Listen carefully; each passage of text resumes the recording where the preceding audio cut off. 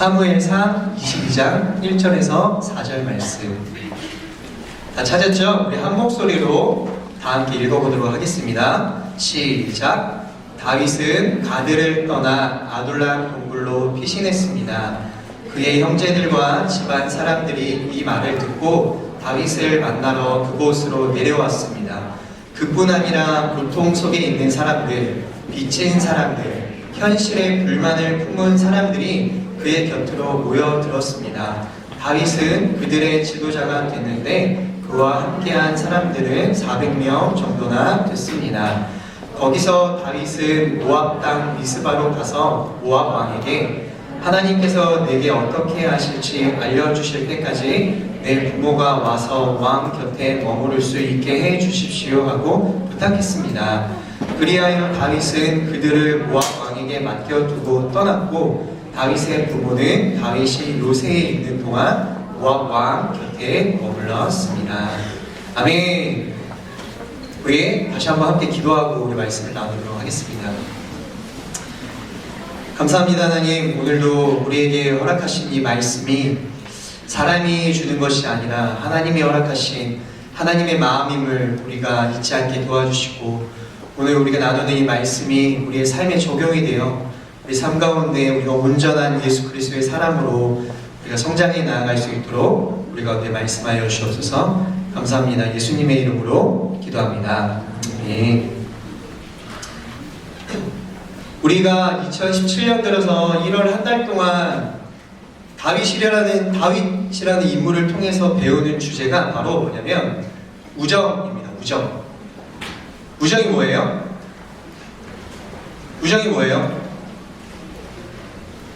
여보세요? 얘들아, 순이랑 깨어있지? 네. 우리 첫째 주에는 하나님께서 다윗을 세우실 때 외모와 능력을 보지 않고 다윗의 마음에 그 중심에 하나님을 사랑하는 그 마음을 보시고 그를 왕으로 세우셨던 것처럼 우리도 친구들을 만날 때 상대방이 가지고 있는 어떤 외모나 재능 이런 걸로 상대방을 바라보는 것이 아니라 그 친구의 마음을 볼 수 있어야 된다고 우리가 첫 주에 배웠습니다. 둘째 주에는 다윗이 자기를 죽이려고 끊임없이 쫓아오는 그 사울 왕을 결코 해하려고 하지 않았던 그런 모습. 사울이, 우리 지난번에 목사님 말씀하셨죠. 사울이 똥을 누고 있을 때 다윗이 그를 죽일 수도 있었지만 옷 끝자락만 잘라버리는 그런 모습으로 마음을 다해 하나님이 기름 부으셨던 그 왕을 존중하는 것처럼 우리도 친구를 바라볼 때 한결같은 마음으로 변하지 않는 모습으로 친구를 대해야 된다라고 배웠습니다. 마음의 중심 보기, 마음으로 중심 잡기에 대해서 우리가 말씀을 나눴죠. 오늘 우리가 읽은 성경 본문에 나와 있는 다윗과 다윗의 상황들을 통해 우리가 오늘 배울 수 있는 건 바로 어려울 때 함께하기입니다. 우리 옆에 있는 친구한테 이렇게 얘기해 봅시다. 어려울 때 함께하자. 우리 옆에 있는 친구 때리지 말고 어려울 때 함께하자. 네. 오늘 본문에 보니까 몇 명의 중요한 단어들이 나오는데 한번 봅시다. 다윗, 가드, 아둘람 동굴, 400명, 모압 땅 미스바 이런 단어들이 나옵니다. 이 본문은 다윗이 지금 사울을 피해서 도망치고 있는 상황을 알려주고 있는 본문이에요. 오늘 우리가 본문을 보기 전에 먼저 다윗이 왜 사울을 피해서 도망칠 수밖에 없었는지에 대해서 우리가 조금 나눴으면 좋겠어요. 하나님께서 이스라엘의 첫 왕으로 누구를 세우셨죠? 누구요? 사울을 세우셨습니다. 그는 외모가 아주 뛰어났고 키도 남들보다 어깨 위로 키가 컸대요. 그러니까 남들보다 머리 하나 정도가 더 큰 키를 갖고 있었습니다. 이스라엘 성경에 보니까 이렇게 나와 있어요. 이스라엘 사람 중에 그처럼 잘생긴 사람이 없었다라고 성경에 나와 있더라고요.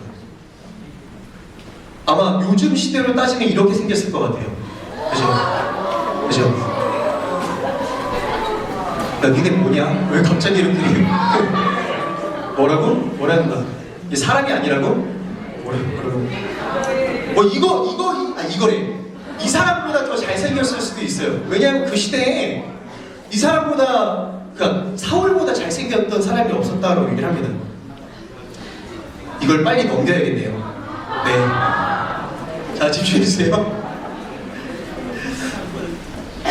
그랬던 사울을 하나님은 이스라엘 왕으로 세우셨고 그를 통해 이스라엘 백성들을 하나님이 다스리게 하셨지만 사울은 점점 하나님의 말씀을 거역해가고 사무엘이 그 사울의 잘못을 지적해도 회개하지 않는 모습을 갖게 됩니다.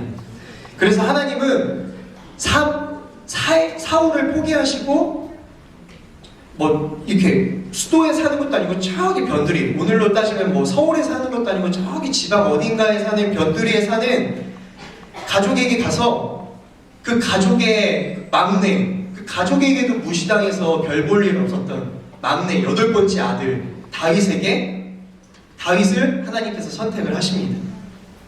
다윗은 아무도 보지 않는 혼자 양을 치던 그 상황에서도 하나님을 사랑했던 사람이 다윗이었고 자기에게 주어진 일을 목숨 걸고 최선을 다해서 해냈던 사람이 바로 소년 다윗이었습니다. 그래서 하나님은 그러한 다윗의 중심을 보시고 이스라엘의 2번째 왕으로 세우시고 기름을 부으셨어요. 사울과 다윗의 첫 만남은 이랬습니다. 하나님의 마음에서 점점 멀어진 사울이 점점 그 사울에게 악한 영이 막 이렇게 가득 차는 거예요.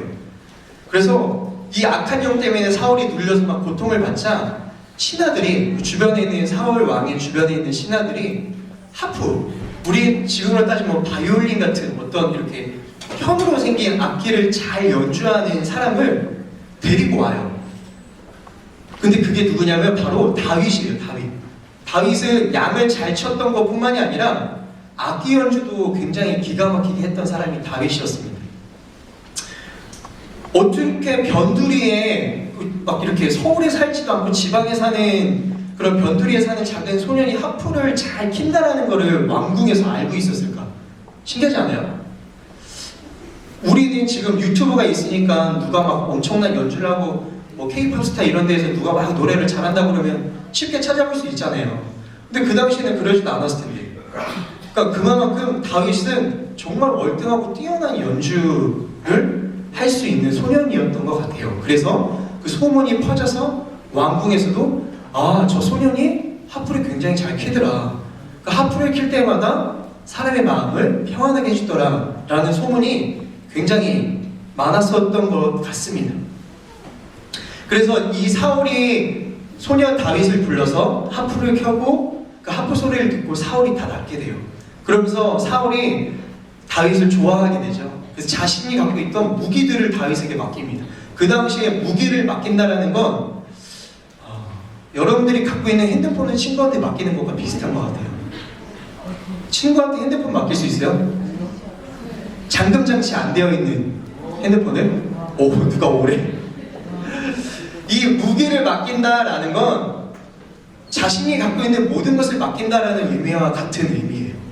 그러니까 그만큼 사울은 다윗을 믿고 다윗을 좋아했던 게 바로 사울 왕이었습니다. 이 다윗은 이스라엘의 블레셋이라는 나라와 전쟁 중일 때도 되게 큰 일을 했던 사람이에요. 블레셋의 가드라는 지역에 골리앗이라는 막 남들보다 막 키가 2배 넘는 그런 키가 크고 덩치가 큰 장수가 이스라엘과 이스라엘 그 백성과 그 이스라엘의 하나님을 조롱하고 비난하자 이 다윗은 물맷돌을 들고 나와서 골리앗과 싸워서 승리를 얻게 됩니다. 사울은 이런 다윗을 보고 인정하고 좋아했어요. 그래서 다윗은 나중에 이스라엘의 군대에 그 군대를 이끄는 장관이 됩니다. 뭐가 됐다고요? 군대의 장관이 됐어요, 다윗이. 근데 여기서부터가 문제가 시작이 됩니다. 지난주에 목사님도 설교 때 말씀을 하셨는데 다윗이 전쟁에 나가서 승리를 거듭하자 이스라엘 백성들이 이런 노래를 불러요. 사울이 죽인 사람은 천천히고 다윗이 죽인 사람은 만만히로다 라는 노래를 막 백성들이 부르기 시작을 합니다.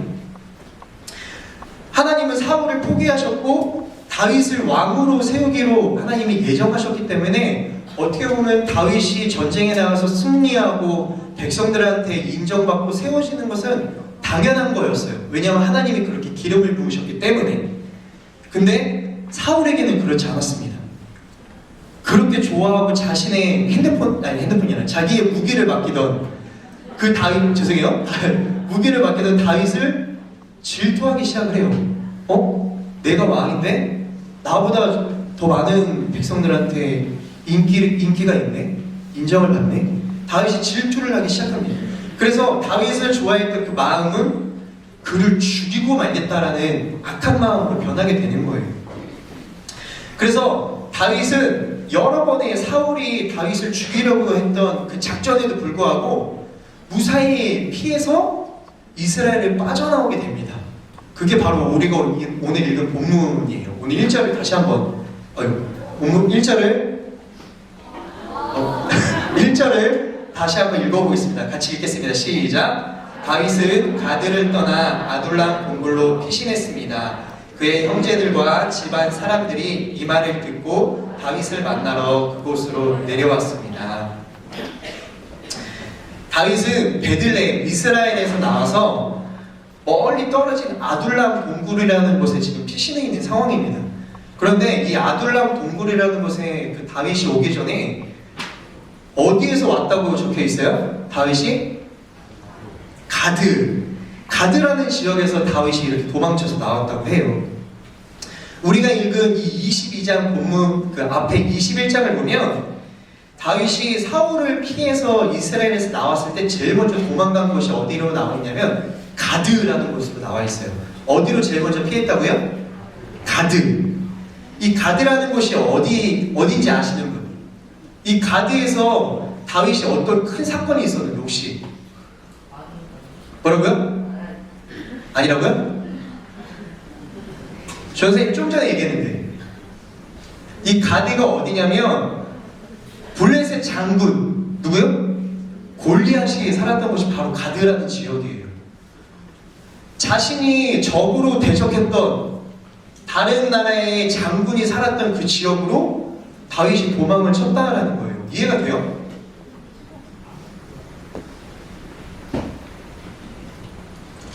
다윗이 이 가드를 피했다라는 게 무슨 말이냐면 사울 왕의 위협을 피해서 자신을 죽였던 그 골리앗의 도시로 들어갔다라는 얘기인 겁니다. 오늘날로 이렇게 좀 설명해보자면 우리가 남한과 북한이 지금 이렇게 휴전 상태로 나눠져 있잖아요. 여러분 이건 알죠? 남한이 남쪽에 있고 북한이 북쪽에 있는 건 알죠? 아 그래요? 다행이네요. 남한과 북한이 대치되어 있는 이 상황을 예를 들어 설명을 해볼게요. 제가 어떤 장군이에요. 군인인데 북한과의 어떤 전쟁에서 제가 북한의 그 고위 막 엄청난 그 장군을 제가 물리치고 제가 막 남한에 엄청난 승리를 가져다 준 장군이 됐어요. 근데 제가 남한에서 어떤 막 문제가 생겨서 도망을 치게 된 상황이 돼버린 거예요. 그래서 제가 이렇게 생각한 거죠. 아, 북한으로 튀자. 북한으로 튀면 남한에서 날 못 잡을 거야. 이러고 북한으로 넘어간 거예요. 넘어갔는데 웬걸 모든 사람들이 날 알겠죠. 왜냐하면 저 사람이 바로 우리 북한의 장군을 죽인 남한의 장군이구나 라는 걸 이를 팍팍 달고 북한은 알고 있었을 거잖아요. 그렇죠? 근데 다윗이 정말 생각 없이 그렇게 가드라는 지역으로 도망을 쳤다라는 겁니다. 이 가드에서 다윗을 환영을 해줬을까요? 전혀 아니었겠죠?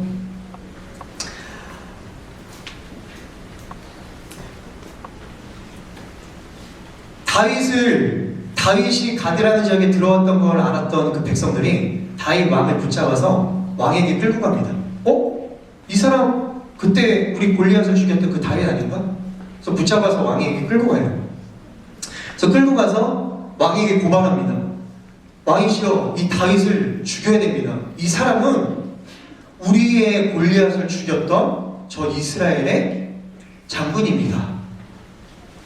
왕 앞에 섰던 다윗이 얼마나 두려웠을까요? 제가 북한에 가고 김정은 앞에 서 있는데 얼마나 무서웠겠어요. 그런 상황이었겠죠.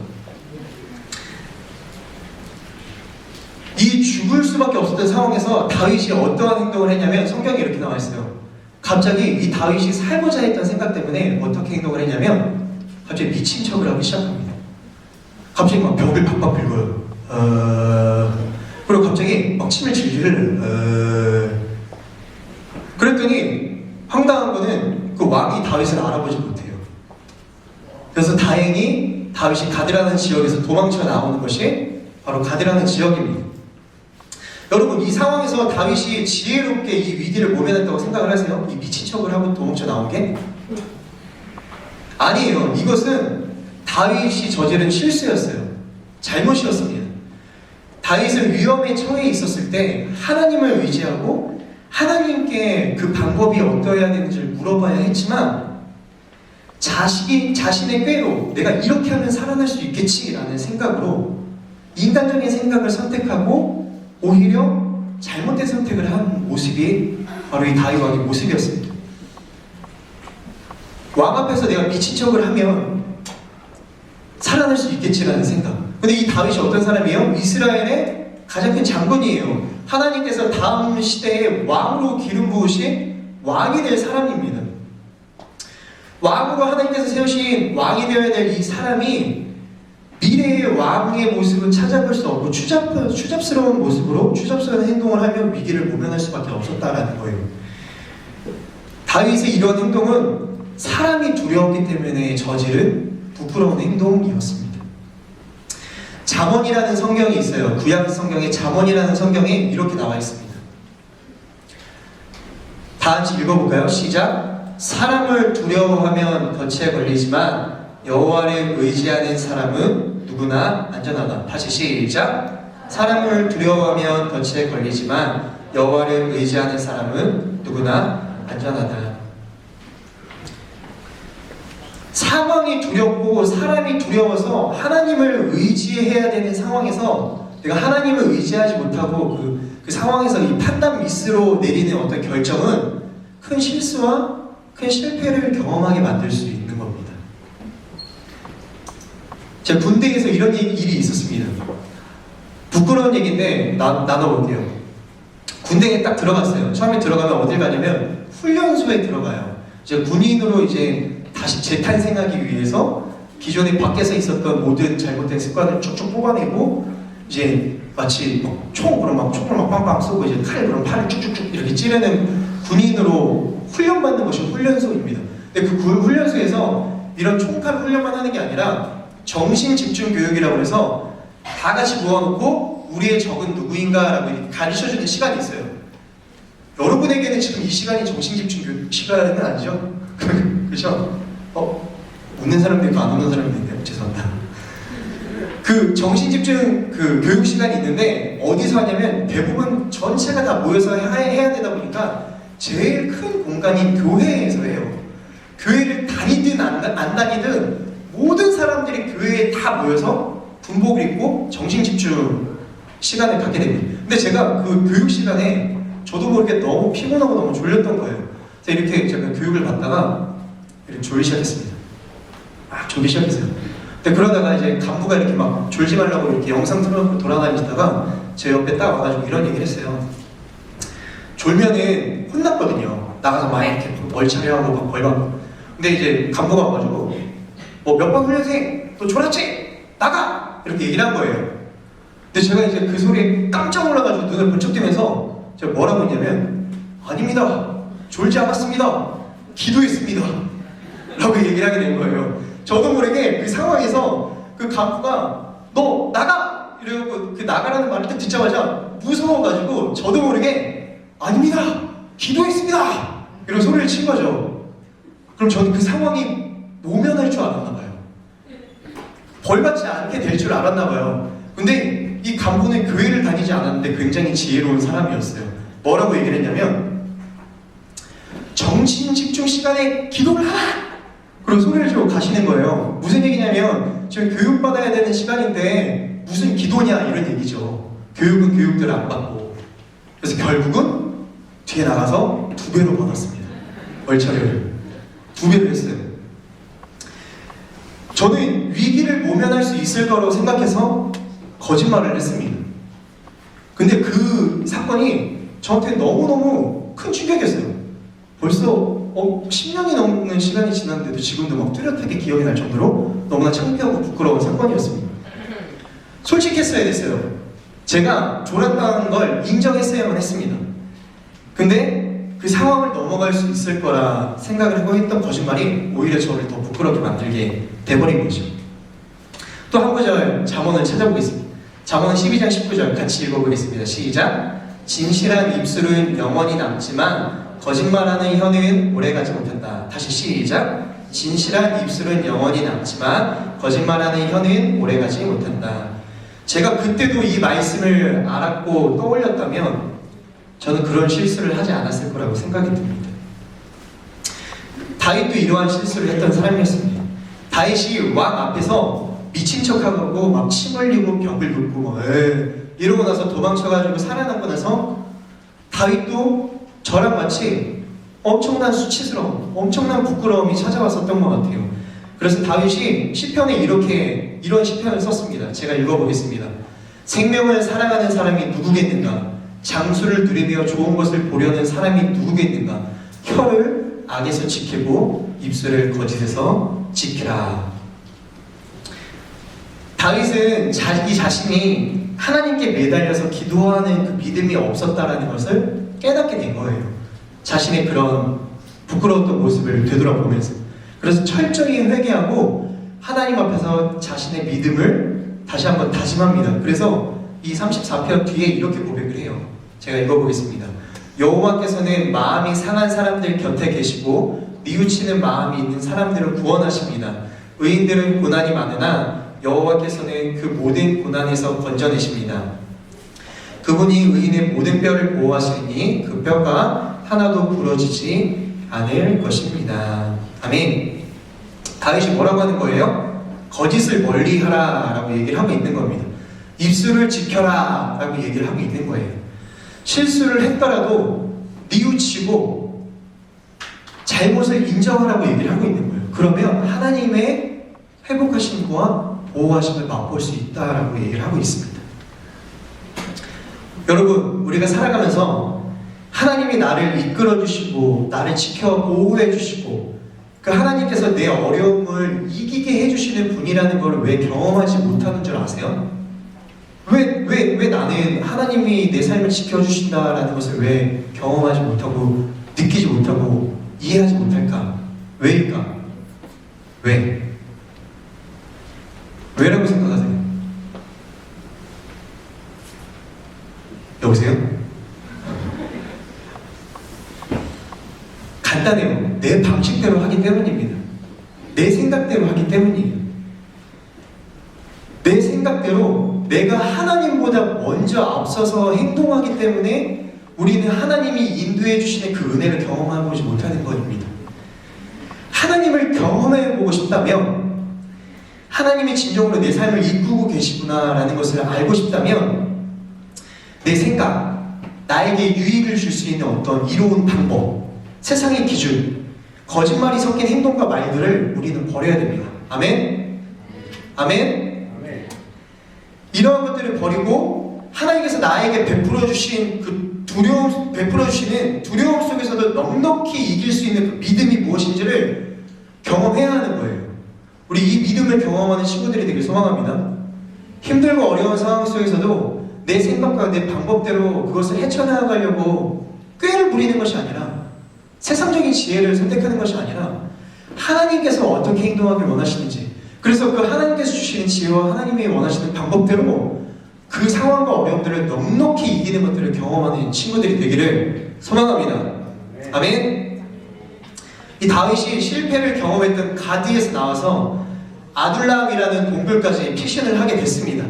이 아둘람이라는 뜻은 피난처라는 뜻이에요. 보호처라는 의미를 갖고 있습니다. 무슨 뜻이라고요? 아둘람이 피난처라는 뜻이에요. 하나님이 보호하셔서 다윗은 이 아둘람 동굴까지 무사히 도망쳐 나올 수 있었습니다. 그런데 이게 웬 상황인지 다윗이 아둘람 동굴에 숨어있다는 것을 비밀로 해야 되잖아요. 도망쳐 나온 거니까. 사울이 쫓아오는 상황입니다. 근데 가족들이 알게 됐어요. 그래서 가족들이 아둘람 동굴에 다윗을 만나러 찾아옵니다. 다윗을 죽이려는 사울이었기 때문에 그의 가족들도 분명히 목숨이 위태위태한 상황이라는 걸 우리는 짐작을 할 수가 있겠죠. 그리고 더 충격적이었어요. 가족들이 찾아온 것뿐만이 아니라 우리 2절을 다 같이 한번 읽겠습니다. 시작. 그뿐 아니라 고통 속에 있는 사람들, 빚진 사람들, 현실의 불만을 품은 사람들이 그의 곁으로 모여들었습니다. 다윗은 그들의 지도자가 됐는데 그와 함께한 사람들은 400명 정도나 됐습니다. 가족뿐만이 아니라 사울의 탄압 속에 고통받았던 사람들, 불만을 가지고 있었던 사람들, 그 사울 왕의 통치에 억압되고 있었던 사람들이 무려 400명이나 다윗에게 찾아왔다는 거예요. 여러분 생각해보세요. 도망칠 때 우리가 들키지 않고 숨어가지고 내가 들키면 목이 날아갈 것 같으니까 내가 누구에게도 들키지 말아야지 그러고 꽁꽁 숨어가지고 있어도 위험한 다윗인데 400명이 몰려왔어요. 400명이. 이거는 그냥 같이 다 눈에 띄어가지고 같이 죽자라는 얘기밖에 안 됐다는 겁니다. 여러분 러닝맨이라는 프로그램 알죠? 몰라요? 왜 대단한데? 러닝맨이라는 프로그램이 있어요. 뭐냐면 쫓는 사람이 있고 쫓기는 사람이 있는 거예요. 쫓는 팀과 쫓기는 팀으로 나눠져서 이제 쫓는 팀이 이제 쫓기는 그 팀 사람들을 잡아가지고 뭐 다 잡으면 이기는 그런 프로그램입니다. 근데 가끔 보면 이 신발에다가 방울을 달고 쫓는 팀이 방울을 달고 이제 쫓기는 팀을 막 잡으러 다녀요. 그러니까 왜냐하면 이 방울을 달면 이제 쫓기는 사람들이 그 방울 소리를 들으면 아 저기에서 쫓아오는 사람이 있구나라는 걸 알고 도망을 가기 쉽잖아요. 그래서 방울을 달고 이제 쫓아가는 사람이 막 쫓아가는 거예요. 근데 여러분 반대로 생각을 해보세요. 쫓기는 사람이 도망을 쳐야 되는 사람이 방울을 달고 도망을 친다고 생각을 해봐요. 그럼 어떻게 했어요? 딸랑딸랑딸랑딸랑 그러면 쫓는 사람이 아 저기 있네? 금방 알 수 있겠죠. 다윗이 이러한 상황이었다는 거예요. 방울 400개를 달고 도망을 가려 하니 살 수 있겠습니까? 그런 상황이었다는 거죠. 이 사람들은 다윗이 처한 위기에 도움을 주는 능력자들이 아니었습니다. 시간을 지배하는 자, 공간을 지배하는 자 이런 능력자들이 아니었어요. 군사들이 아니라 그냥 억압받았던 사람들, 그냥 삶이 너무 힘든데 어디 도망칠 데가 없는 그런 사람들이었어요. 약자였어요. 근데 왜 다윗이 이 많은 사람들이 자신을 찾아왔을 때 그 400명이라는 사람들을 받아줬을까? 자기의 목숨이 위험에 빠질 걸 알면서도 왜 다윗은 받아줬을까요? 3절 4절을 보면 알 수 있습니다. 같이 읽어볼게요. 큰 목소리로 시작. 거기서 다윗은 모압 땅 미스바로 가서 모압 왕에게 하나님께서 내게 어떻게 하실지 알려주실 때까지 내 부모가 와서 왕 곁에 머무를 수 있게 해주십시오 하고 부탁했습니다. 그리하여 다윗은 그들을 모압 왕에게 맡겨두고 떠났고 다윗의 부모는 다윗이 요새에 있는 동안 모압 왕 곁에 머물렀습니다.